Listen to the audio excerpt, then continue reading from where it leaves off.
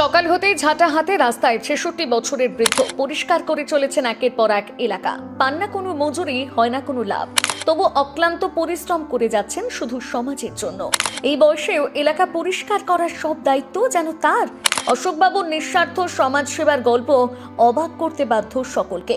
হাত পায়ের চামড়া কুঁকড়ে গিয়েছে, বয়সের ছাপ শরীরের প্রতিটি অংশে, তবুও বুকে রয়েছে লড়াইয়ের অদম্য জেদ।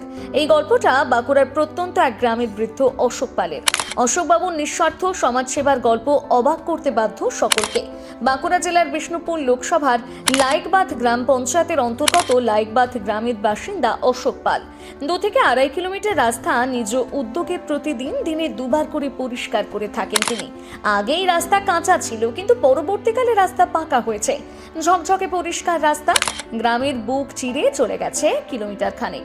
রাস্তার উপর দিয়ে বড় 4 চাকা সহ ভারী মালবাহী গাড়ি পর্যন্ত চলে যাতায়াত বহু মানুষের, কিন্তু সেই রাস্তায় পড়ে নেই একটিও প্লাস্টিকের প্যাকেট। দেখতে পাওয়া যায় না চায়ের কাপ।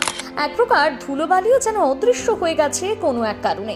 আসলে প্রতিদিন সকালবেলা ঝাঁটা হাতে বাড়ি থেকে বের হন অশোক পাল।